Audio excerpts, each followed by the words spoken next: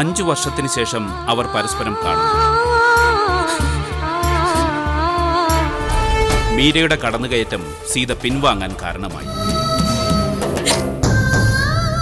ഇനി സീതയെ കാണാതിരിക്കുന്നതാണ് നല്ലതെന്ന് രാമനോട് അമ്മയുടെ ഉപദേശം. എന്റെ സീതമ്മയ്ക്ക് രാമനങ്കിളിനെ സീതയ്ക്ക് രാമനെ വിട്ടു നൽകണമെന്ന് ചാരുമോൾ മീരയോട് അപേക്ഷിക്കുന്നു. എന്റെ സീതമ്മയ്ക്ക് രാമനങ്കിളിനെ രാമൻ സീതയ്ക്ക് വിധിച്ച സ്വത്തല്ല രാമനെന്ന തിരിച്ചറിവ് ശ്രീധരനിൽ. തുടർന്ന് കാണുക.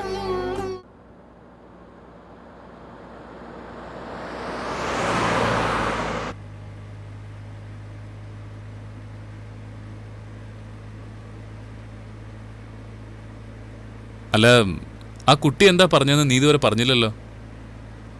അല്ല, അത് പിന്നെ രാമിന് വിഷമുണ്ടാക്കുന്ന ഒരു കാര്യം.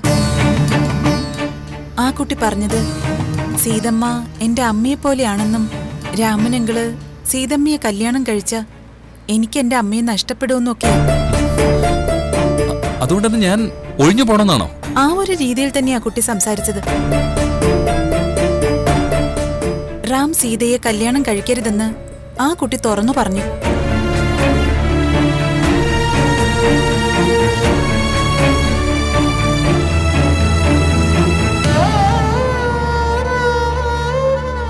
അറിഞ്ഞോ അറിയാതെയോ ഈ ചാരുമോള് തന്നെ ഞങ്ങളുടെ കൂടിച്ചേരലിന് തടസ്സമാവുകയാണല്ലോ.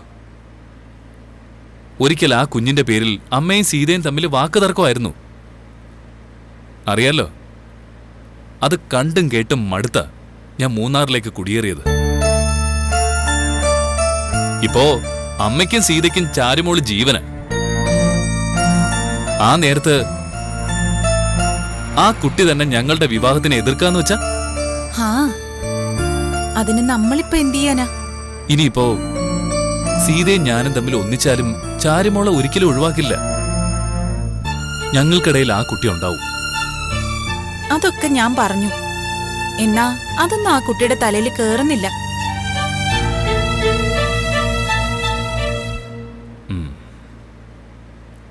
സാവകാശം എല്ലാം പറഞ്ഞ് ബോധ്യപ്പെടുത്താം.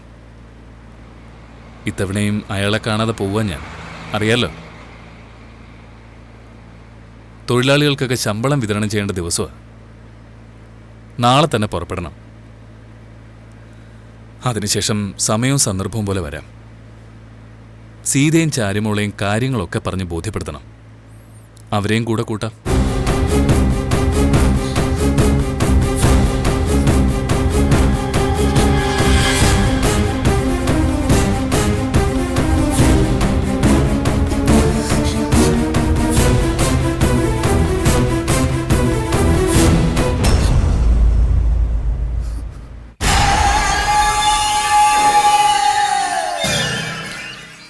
എന്താ മോളെ അത്യാവശ്യമായിട്ട് കാണണമെന്ന് പറഞ്ഞേ? ഞാൻ ഈ നാട്ടിലേക്ക് വരുന്നത് 3ാമത്തെ തവണയാ. പ്രതാപേട്ടൻ ഇവിടെ ഉണ്ടെന്ന് അറിയായിരുന്നു. പക്ഷേ വരാനോ നേരിട്ട് കാണാനോ പറ്റിയൊരു സാഹചര്യം ആയിരുന്നില്ല. എന്ത് സാഹചര്യമായിരുന്നാലും നീ ഒന്ന് വരണ്ടേടി മോളെ. അല്ല, സുധേച്ചിയും കുട്ടികളും എങ്ങനെ ഇരിക്കുന്നു? വെക്കേഷനൊക്കെ അല്ലേ, അവരവളുടെ വീട്ടിലോട്ട് പോയി. ആഹാ, അപ്പൊ സ്വാതന്ത്ര്യമായല്ലോ. ഇനി എന്നും മദ്യപിക്കാലോ. അതിരിക്കട്ടെ, ചെറിയച്ഛനും ചെറിയമ്മയ്ക്കൊക്കെ എങ്ങനെയുണ്ട്? അച്ഛൻ ലണ്ടനിലേക്ക് തിരിച്ചു പോയി. അമ്മ സുഖമായിട്ടിരിക്കുന്നു. അല്ല, നീ എന്താ ഇപ്പൊ ഈ നാട്ടില്? ഞാൻ ഈ നാട്ടിൽ ഒരാളെ വിവാഹം കഴിക്കാൻ പോകുന്നത്. മങ്കൊമ്പ് എന്ന തറവാടിനെ കുറിച്ച് കേട്ടിട്ടുണ്ടോ? മങ്കൊമ്പിൽ കൃഷ്ണേട്ടനെ അറിയാം. പാർട്ടിക്കാരനായിരുന്നു. വെട്ടിക്കൊന്നതാ എതിരാളികള്. അദ്ദേഹത്തിന്റെ മോന ആള് ശ്രീറാം. എന്റെ സീനിയറായിട്ട് പഠിച്ചതാ എഞ്ചിനീയറിംഗ് കോളേജിൽ. ഞാനിടയ്ക്ക് ചെറിയച്ഛനെ വിളിച്ചപ്പോ ചോദിക്കുകയും ചെയ്തു നിന്റെ കല്യാണക്കാരി എന്തായിന്ന്. ഇതിപ്പോ കൂടെ പഠിച്ച പയ്യനായതുകൊണ്ട് അവന്റെ സ്വഭാവത്തെ പറ്റിയൊന്നും ഇനി അന്വേഷിക്കേണ്ട കാര്യമില്ലല്ലോ. നീ ഈ പറഞ്ഞ മങ്കൊമ്പ് തറവാട് പേരെടുത്ത കുടുംബക്കാരാ. അവര് കുഴപ്പക്കാരൊന്നുമല്ല. അതൊക്കെ എനിക്കറിയാം പ്രതാപേട്ട. പക്ഷെ ഇവിടുത്തെ പ്രശ്നം അതൊന്നുമല്ല. കെട്ടാൻ പോകുന്ന പയ്യൻ തന്നെയാ. എനിക്ക് റാമിനെ ഇഷ്ടാ. എന്നാ പുള്ളിക്കാരന് വേറൊരു പെണ്ണിനോട് പ്രണയമുണ്ട്. അയ്യേ, നീ കണ്ടെത്തിയത് അങ്ങനെ ഒരുത്തനാണോ? പഠിക്കുന്ന കാലം തൊട്ടേ എനിക്ക് റാമിനെ ഇഷ്ടായിരുന്നു. പിന്നെ കണ്ടുമുട്ടിയത് വർഷങ്ങൾക്ക് ശേഷാണെന്ന് മാത്രം. ആള് മൂന്നാറിലെ നല്ലൊരു പ്ലാനറാ. അവൻ പ്രേമിക്കുന്ന പെണ്ണേതാ? ഈ നാട്ടുകാരിയാണോ അതോ മൂന്നാറിലോ മറ്റോ ഉള്ളതാണോ? ഈ നാട്ടുകാരി തന്നെയാ. ഈ നാട്ടുകാരിയോ? അപ്പൊ പിന്നെ എനിക്കറിയാവുന്ന പെണ്ണായിരിക്കുമല്ലോ. ആ, ചേട്ടനറിയാൻ പറ്റും. സീതയെന്ന അവളുടെ പേര്.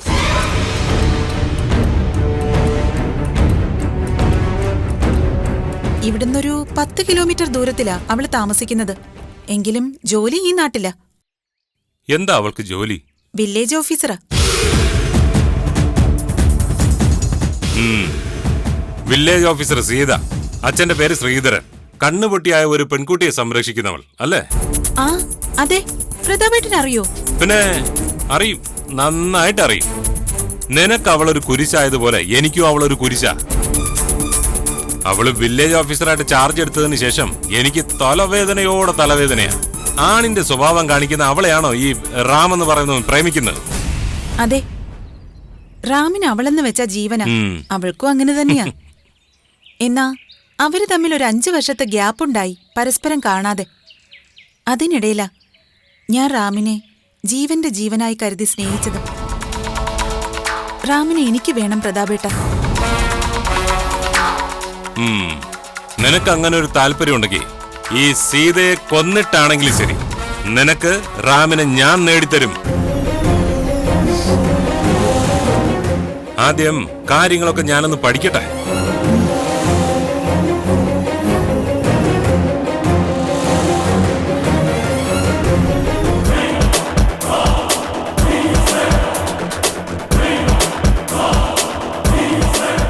സീത, അവൾ പലർക്കും ഒരു പ്രതിബന്ധമാണ്.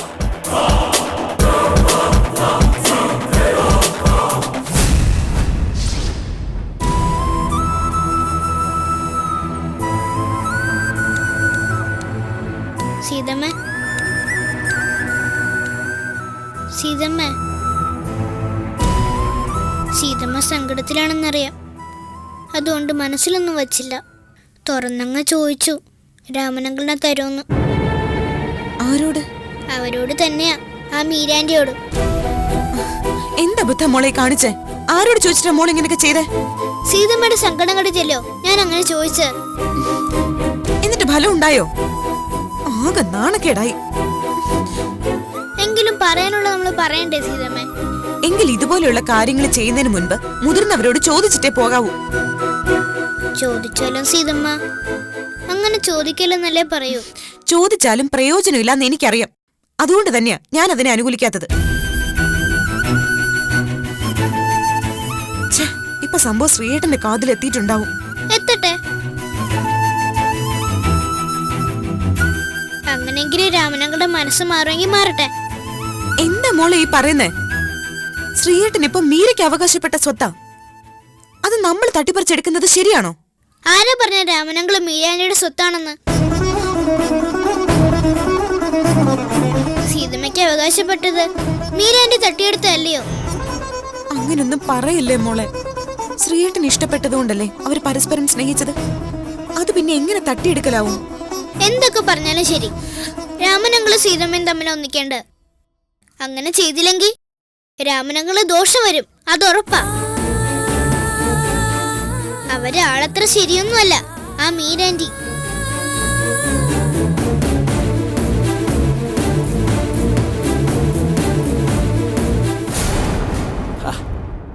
നീ ഇങ്ങനെ ഇരുന്ന് വിഷമിക്കാതെ ഞാൻ അവനോട് കാര്യമായി സംസാരിച്ച് യാത്രയാക്കൂ.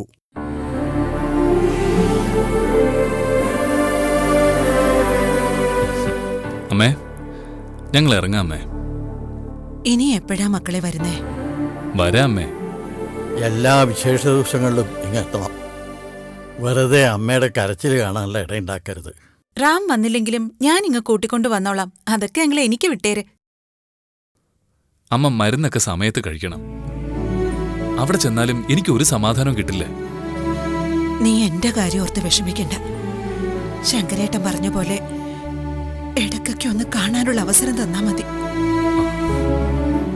ഞാൻ ഇനി വിഷുവിന് വരാമേ. ഉറപ്പാണല്ലോ അല്ലേ? വാക്ക് പറഞ്ഞാ വാക്കായിരിക്കണം. വെറുതെ പറഞ്ഞു പറ്റിക്കരുത്. ഇല്ലെന്നേ, ഞാൻ ഉറപ്പായിട്ടും എത്തിയിരിക്കും. ദേ, അമ്മ ഒന്നും ഓർത്ത് ടെൻഷൻ അടിക്കല്ലേ. ഇങ്ങനെ ടെൻഷൻ അടിക്കുന്നോണ്ടാ BP ഷൂട്ട് ചെയ്യുന്നത്. മൂന്നാറിലെ എസ്റ്റേറ്റ് ഒക്കെ ആരെങ്കിലും ഏൽപ്പിച്ചിട്ട് എങ്ങു വാടാ മോനെ. ജീവിക്കാൻ മാർഗമില്ലാത്തവനാണെങ്കിൽ അവിടെ പോയി കിടക്കുന്നതിൽ തെറ്റില്ല. നിനക്കതിന്റെ എന്താവശ്യം ഇപ്പോൾ ഉള്ളത്? എത്രയും പെട്ടെന്ന് ഇങ്ങോട്ട് വരാൻ ഞാൻ ശ്രമിക്കുന്നുണ്ട് അമ്മാവാ. അത് തന്നെയാ എന്റെ ആഗ്രഹം. എന്നാ ഞങ്ങൾ പോയിട്ട് വരാം. ശരി അമ്മേ.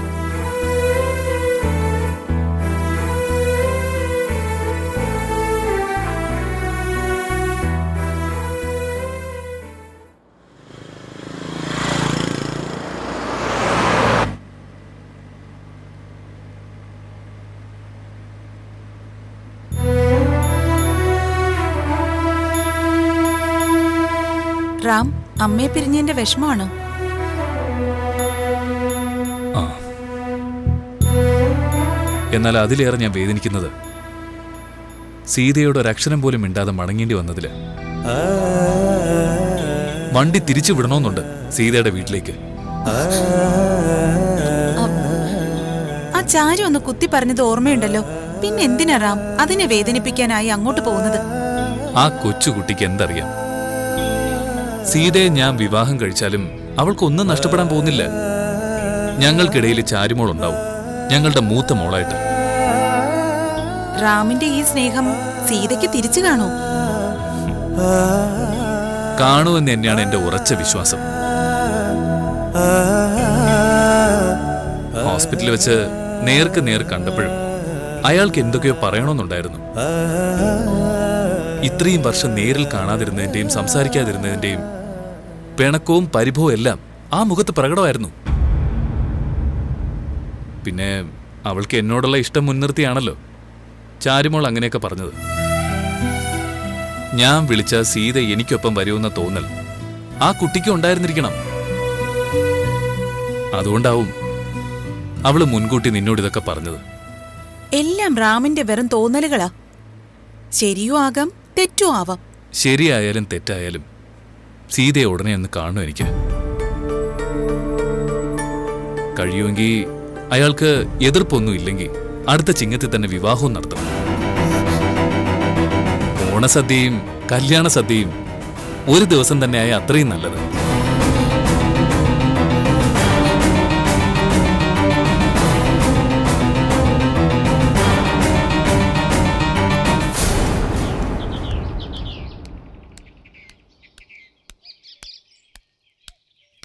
ഹലോ,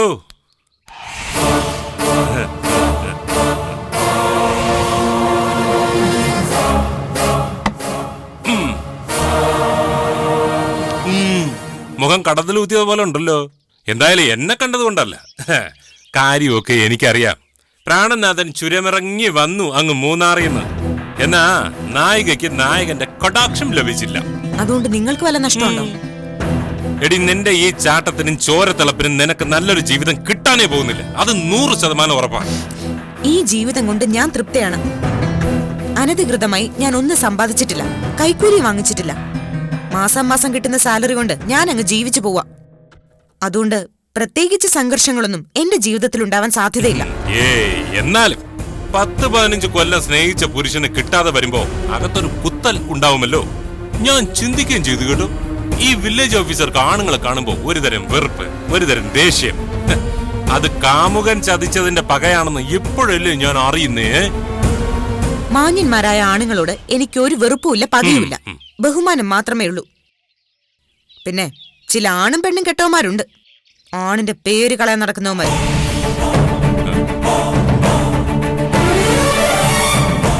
അവരെ കാണുമ്പോ എനിക്ക് വെറുപ്പാ, ഒരുതരം ഇറിറ്റേഷൻ. ആ അസുഖം മാറിക്കോളും അതിന് തക്ക അനുഭവം ഉണ്ടാവുമ്പോ. ആഗ്രഹങ്ങൾ ഒരുപാടുള്ളവരാ ഭാവിയെ പറ്റി ചിന്തിക്കുന്നത്. അവർക്കാ ഭയവും പതർച്ചയൊക്കെ. എനിക്ക് അങ്ങനൊന്നുമില്ല. ജീവിക്കുന്നിടത്തോളം കാലം മനുഷ്യനായിട്ട് ജീവിക്കണം, നല്ലത് മാത്രം ചെയ്യണം. അതിന്റെ പേരിൽ എന്ത് തിരിച്ചടിയുണ്ടായാലും ആര് തിരിഞ്ഞു കൊത്തിയാലും അതിനൊക്കെ ഞാൻ പുല്ല് വിലയെ കൽപ്പിക്കൂ. അതുകൊണ്ട് മത്സരിക്കാനും താഴ്ത്തിക്കെട്ടാനും ഒന്നും ശ്രമിക്കണ്ട. എടി, നിന്റെ അഹങ്കാരത്തിന് നിന്റെ മുന്നിലൂടെ മിടുക്കികൾ നീ സ്നേഹിച്ചവനെ കൊണ്ട് കടന്നു പോകൂടി. അവൻ കെട്ടിയ താലിയും കഴുത്തിലിട്ടോണ്ട് നീ ഇങ്ങനെ ജീവിതകാലം മുഴുവൻ എല്ലാവരെയും വെല്ലുവിളിച്ചോണ്ട് നടക്കത്തേ ഉള്ളൂ. ഇവളെയൊക്കെ പിന്നെ സൂക്ഷിച്ചൊക്കെ നടന്നു പോണേ. അല്ല, ഈ വണ്ടികളൊക്കെ പാഞ്ഞു പോകുന്നതാണേ, അതുകൊണ്ട് പറഞ്ഞു എന്നേ ഉള്ളൂ.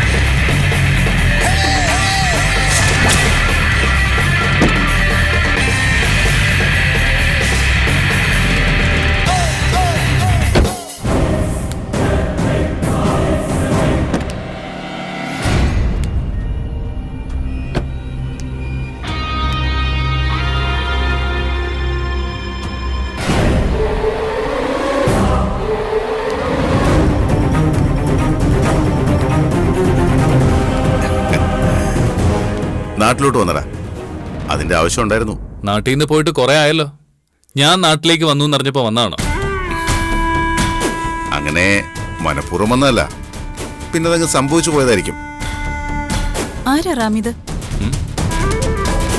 ഞാൻ പറഞ്ഞിട്ടില്ലേ ഒരു ഇന്ദ്രനെ പറ്റി. ഓ, മനസ്സിലായി. ഇതാരാ? എന്റെ ഒരു ഫ്രണ്ടാ.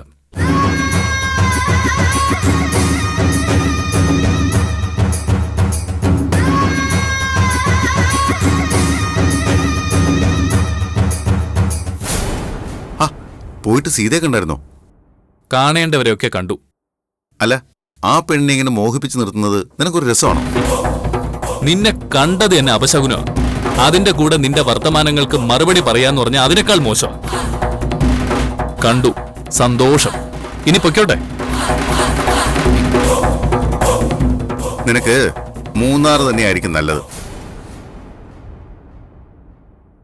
നാടിനെ മറക്കുന്നത് തന്നെയായിരിക്കും ഉചിതം. ഞാൻ എവിടെ ജീവിക്കണമെന്ന് നീ എനിക്ക് പറഞ്ഞ് മനസ്സിലാക്കി തരേണ്ട കാര്യമില്ല. വെറുതെ പഴയതുപോലെ അലമ്പ് കാണിക്കാതെ മാന്യമായിട്ട് ജീവിക്കാൻ നോക്കട.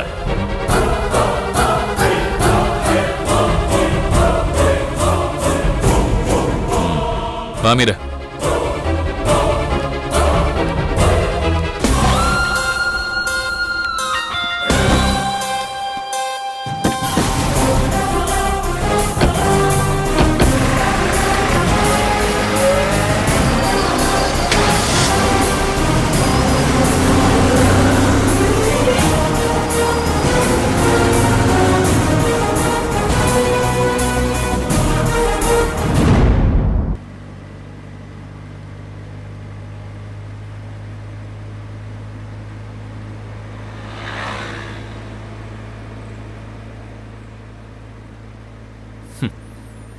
സീതയുടെ ആരാധകനാവൻ.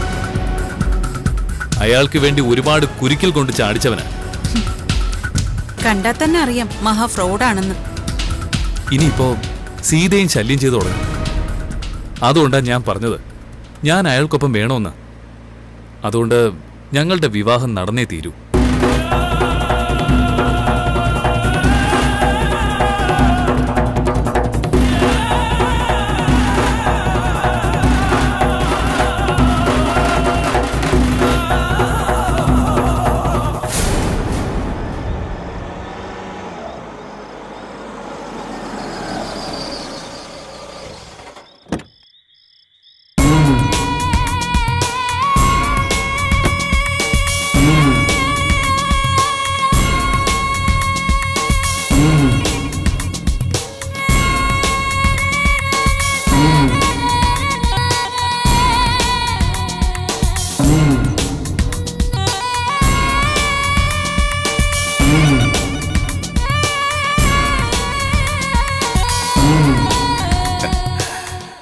അത്രയ്ക്ക് സൂക്ഷിച്ച് നോക്കണ്ട മാവ. പരിചയമുള്ള ആള് തന്നെയാ. ഇന്ദ്രനോ? നിന്റെ മനസ്സുപോലെ തന്നെ വരവും. രാത്രിയിലേ വരത്തുള്ളൂ. രാത്രി സഞ്ചാരി. വന്നപ്പോ വീട്ടിലേക്ക് പോകുന്നതിന് മുമ്പ് ഇവിടെ വന്ന് അമ്മാവനെ ഒന്ന് കാണണമെന്ന് തോന്നി. എന്നെ കാണാൻ വേണ്ടിയായിരിക്കില്ല വന്നത്. എല്ലാവരും വേണ്ടപ്പെട്ടവരാണല്ലോ, അപ്പൊ എല്ലാവരെയും കാണണം. ഞാൻ ഹൈറേഞ്ച് വഴിയാ വന്നത്. ഇടയ്ക്ക് രാമനെ ഒന്ന് കണ്ടായിരുന്നു, കൂടെ ഒരു പെണ്ണിനെയും. അവൻ പുതിയ സെറ്റപ്പ് ഒക്കെ തുടങ്ങിയെന്നാ തോന്നണേ. ആ, തുടങ്ങിക്കാണും. അല്ല, ആരായി വന്നിരിക്കുന്നേ? വന്ന ആളിന് മാറ്റമൊന്നുമില്ല, നിന്റെ ആങ്ങള് തന്നെയാ. എന്താ വിളിച്ചു പറയാതെ വന്ന? ഓ, വിളിച്ചു പറഞ്ഞിട്ട് വന്ന അവൻ വിരുന്നൊരുക്കി വെക്കോ? അത്രയ്ക്കൊക്കെ പുരോഗമിച്ചോ നിന്റെ പിശുക്കനായ ഭർത്താവ്? പിന്നെ നീ വിളിച്ചു പറയാത്ത കുഴപ്പേ ഉണ്ടായിരുന്നുള്ളൂ. നല്ല നാടൻ ചിക്കൻ പൊരിച്ചു വെച്ചേനെ. പിശുക്കിന് ഒരു കുറവുമില്ല ഏട്ടാ. പിന്നെ ഞാനങ്ങ് പിടിച്ചു നിക്കോ.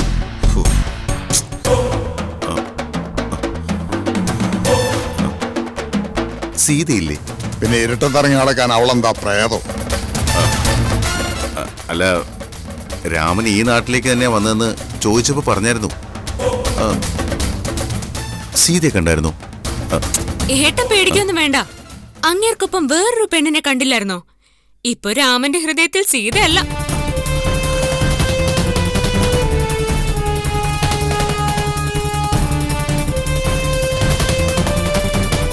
അവളാ. അതാണല്ലോ നീ കേൾക്കാൻ ആഗ്രഹിക്കുന്നതും. ദേ, എനിക്കുള്ള മുതല് എനിക്ക് തന്നെ കിട്ടുമാവ. അത് കറങ്ങിത്തിരിഞ്ഞ് എന്റെ അരികിൽ തന്നെ വരും. ആ, ഞാൻ ഏതായാലും സീതി ഒന്ന് കണ്ടിട്ട് വരാം. അവൾക്ക് നിന്നെ കാണാൻ വലിയ താല്പര്യമൊന്നും ഉണ്ടാവത്തില്ല. അറിയാം, അവൾക്ക് താല്പര്യമുള്ളവൻ വേറെ പോയല്ലോ. ആ, പിന്നെ സീതയ്ക്കും വേണ്ടേ അമ്മാവ ഒരാൺതുണ? പിന്നെ ഏതൊരു പെണ്ണിനും കാശുള്ളവന് അത്യാവശ്യം. എന്നാ അത് നീ തന്നെ ആകണമെന്ന് നിർബന്ധമൊന്നുമില്ലല്ലോ. എത്ര കാലമായി ഞാൻ അവൾക്ക് വേണ്ടി കാത്തിരിക്കുന്നത്, കല്യാണം പോലും കഴിക്കാതെ. കല്യാണം കഴിച്ചിട്ടില്ലെന്നേ ഉള്ളൂ. പഴപ്പിച്ച പെമ്പിള്ളേരുടെ ലിസ്റ്റ് കുറച്ചൊക്കെ ഞാൻ എടുത്തിട്ടുണ്ട്. അതും 25 വയസ്സിനുള്ളിൽ തന്നെ. അതൊക്കെ ഓരോരുത്തരുണ്ടാക്കുന്ന കെട്ടുകഥകളല്ലേ? പെൻശാപം കിട്ടാണ്ടിരുന്ന കെട്ടുകഥയായിട്ട് തള്ളാം. എങ്ങനെ സഹിക്കുന്നതി? ഇനി അവളുടെ വായിലിരിക്കുന്നത് കേട്ടോണ്ട് പോവാം. അതുകൊണ്ട് തന്നെയാ ശ്രീരാമൻ എഴുന്നള്ളിയതും സീതയ്ക്ക് കരയേണ്ടി വന്നതും.